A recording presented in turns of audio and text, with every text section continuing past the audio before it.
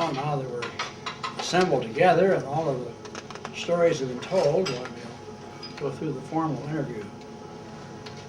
I think Woody and I have known each other ever since we met up at Byron Hospital. He is definitely a little older than I am, but only a couple of days. 3 days. 3 days, all right. What's a day or two then? And so this is all very authentic and right to the point.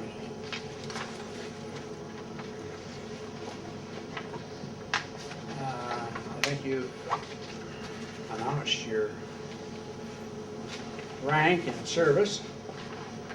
I was a lieutenant in the U.S. Navy, actually the U.S. Naval Reserve, and volunteered for the Navy in January of 1992.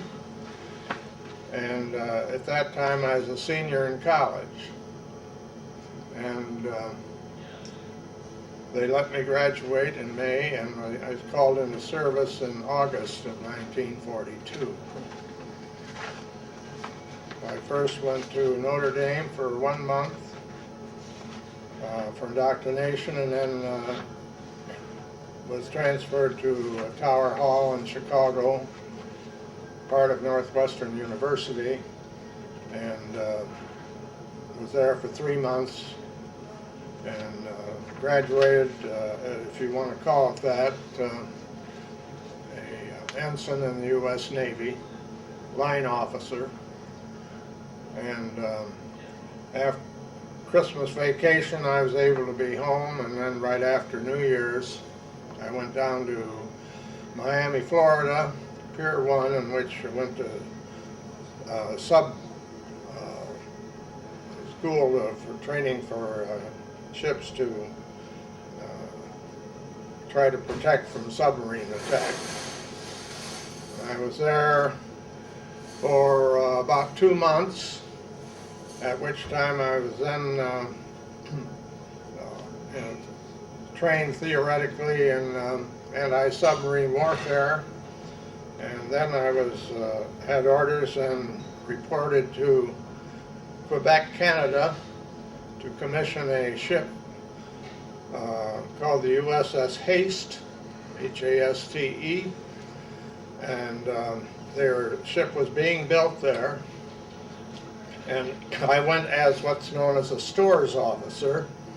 At that time the ship wasn't large enough to have an officer from the Supply Corps, and we were to commission the ship. We had tough duty. We had to live in the Chateau Frontenac, and originally we were expected to be there about 1 month, but the St. Lawrence River was frozen solid. So as a matter of fact, it took 2 months before we could take over the ship, and at which time then we sailed it out the St. Lawrence River and on around to Boston, at which time we found out that the Coast Guard was going to take the ship over, and so we were completely relieved. At that time then I was transferred back to Miami, Florida for more schooling, and after 2 months there I was ordered to report to Norfolk, Virginia, as an officer on the DE-48 USS Dobler. I served most of my duty on this ship for over 2 years, and our whole duty was acting as a convoy cover for convoys going the South Atlantic over to North Africa and the Mediterranean, and I can always remember, because the first trip we took, we landed in Casablanca, and as usual when we would hit port, especially foreign ports, we would show movies on the fantail, and you'll never guess what the movie we had. Of course, it was Casablanca. and that always made an impression on me. It would take us the better part of 3 weeks to take a convoy across the Atlantic, because we had the Liberty, these old ships, Liberty ships that ran about 10 knots. And of course we would take a pattern in front trying to cover so no submarines would sink the ships. Fortunately, we never lost a ship going across, and we'd be there maybe on the North Africa about 3 to 4 days, in which we restock stores on the ship, turn around and bring another convoy back to the U.S. The total, I don't know exactly how many trips I made on this ship. We did hit, besides Casablanca, we went into Tangier, we went into Oran on another trip, we went into Algiers, we went into Bizerte, we went into Tunis, and the last trip that we took before the end of the Germans giving up was in Palermo, Sicily.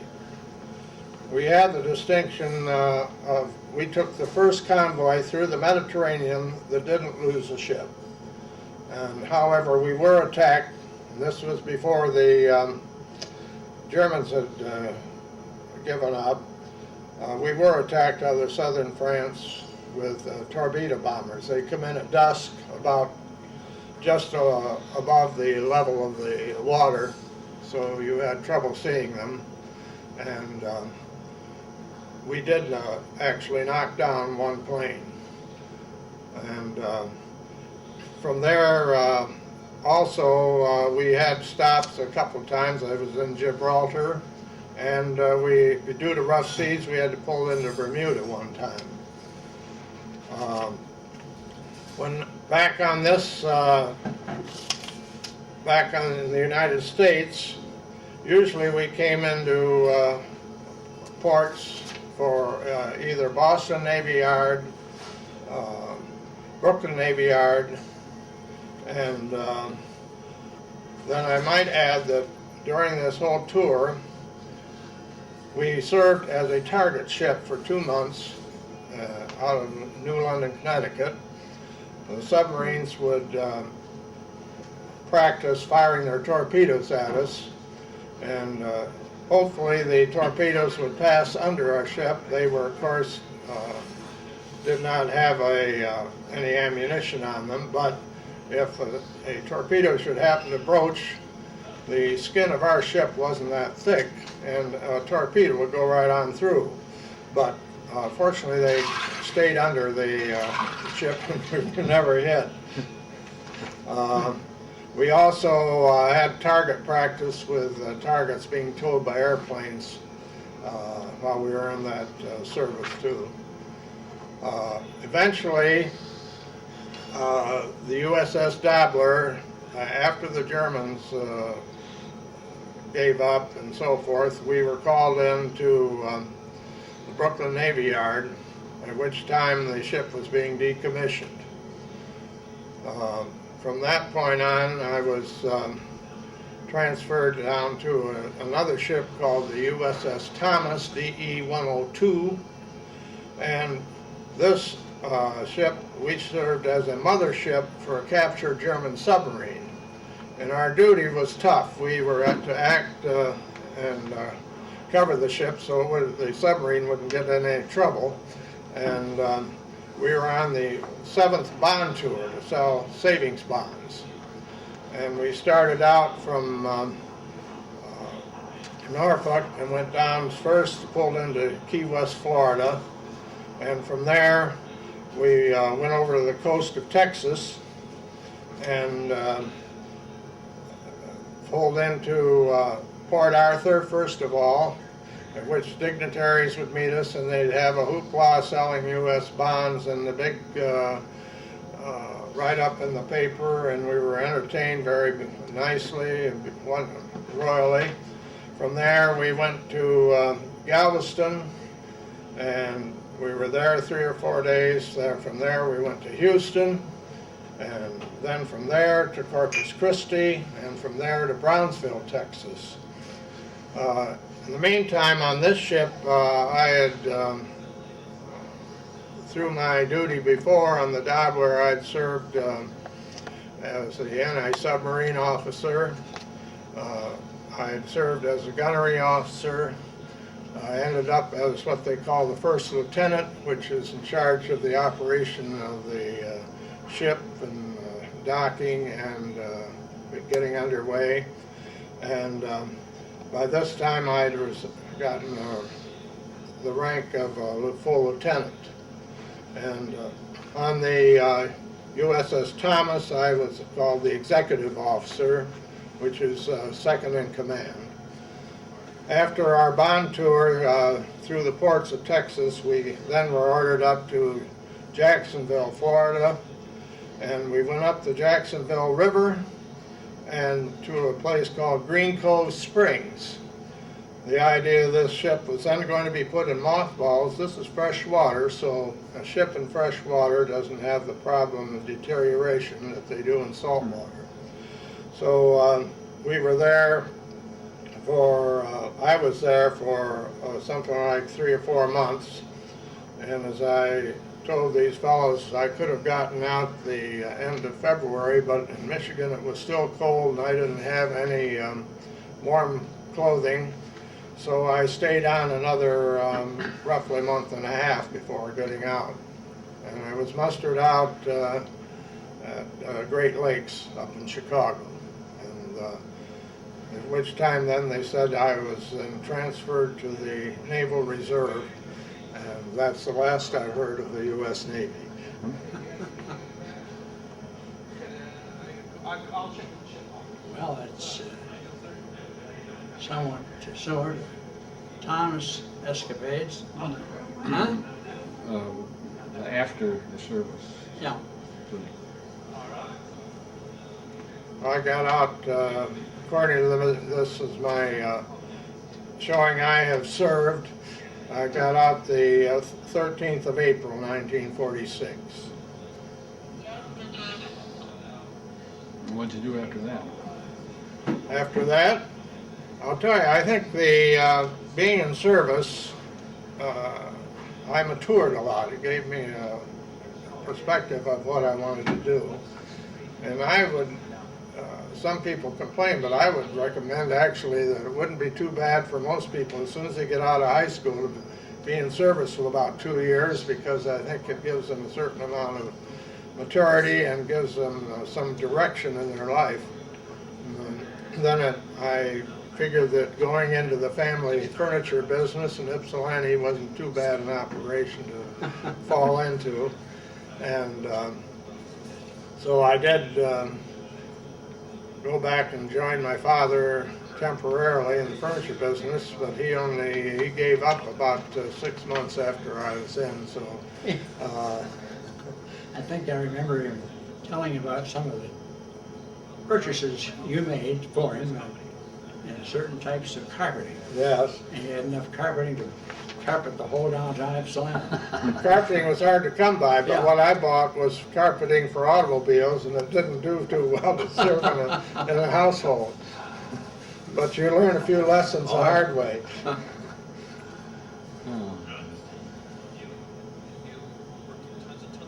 Well, that's very interesting. I guess you'd say that you had some good duty and some questionable duty on top of that. Well, I'll tell you, as to me, you remember the good things that happen, and there are a lot of unpleasant things that happen while you're in service, but those seem to fade out over a period of time. And most of my good friends that I really enjoyed having in friendships during service have all expired, unfortunately. So I really don't, except for one person, and that is Doug Wilson, who served on this USS Dabbler for a matter of 2 years. And he lives just the other side of Washtenaw Country Club and belongs to the golf course there, and I see him all the time. So he and I can converse, and The old we days. can't tell too many lies. So you still have a shipmate that's Yeah, In the air. he was an enlisted man. He gotten on right out of high school, and I, of course, had gotten out right out of college. So.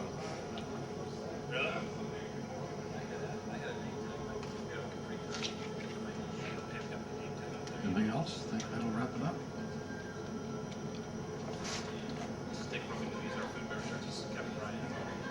Got pause here. I think you have to hit the red button and stop it. On the back.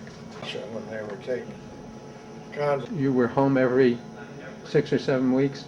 well, about every, not necessarily every 7 weeks, but we'd pull into port and had an opportunity, maybe every other time, to get home on leave for 2 or 3 days. And my mother would initially thought it was nice, but after a while she became embarrassed trying to have anything in the paper about the fact I was home on leave, because some of these people had been over in the Pacific for 2.5 years and they hadn't even seen any place in the United States. Once in a while, I can only remember the one time we were in dry dock, we came into the Boston Navy Yard, and at the same time we were there, the Queen Mary was there. And the reason the Queen Mary was there in dry dock was it's the only dry dock that they had big enough on the Atlantic coast to take the ship. And as a matter of fact, the dry dock it would be in, also there might be 1 or 2 smaller ships in the same dry dock alongside, and they looked like minuscule compared to the Queen Mary. And of course, Queen Mary was a great troop carrier, and that ship, incidentally, never had to have any escort.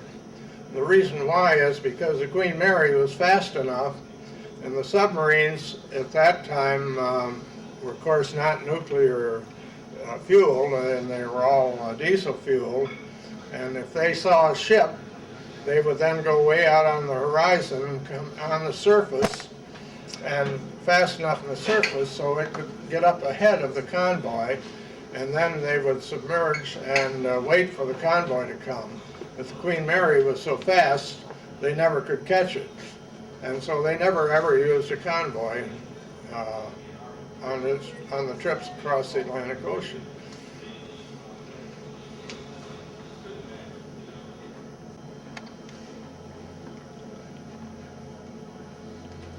Well, we had, in the back of the furniture store, there was a small savings and loan, which my grandfather had helped found, and my father had carried forward, and so I got involved in that. And eventually, we got large enough, and then the powers that be in Lansing thought it would be better if we had our own office, and I had an opportunity to buy the building next door to the furniture store, in which I then remodeled the front part of it and had the first office for what was known as the Ypsilanti Savings and Loan at that time. Originally they called them Building and Loans, but then it was Ypsilanti Savings and Loan.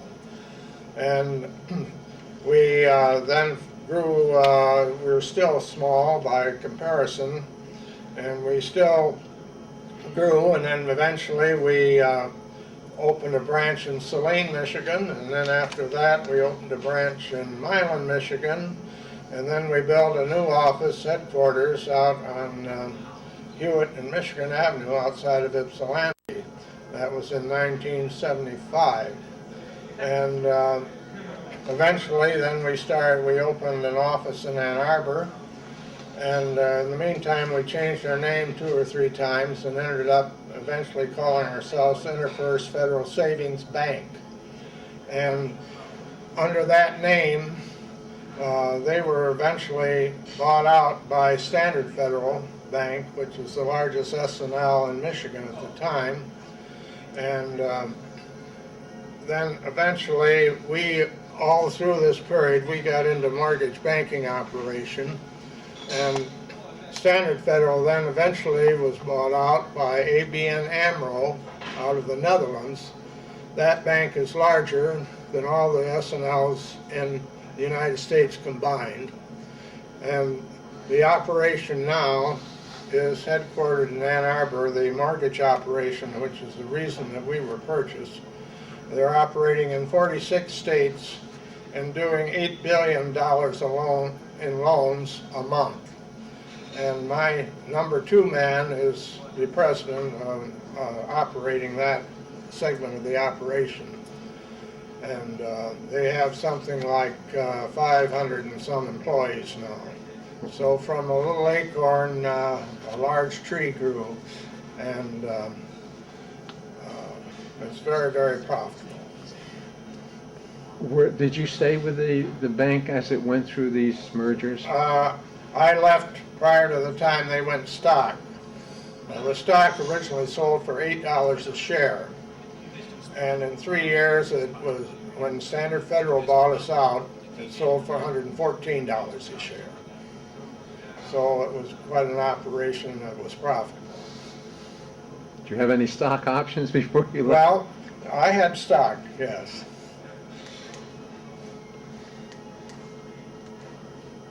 It's worked out very well, so. Well, why don't we wrap it up by...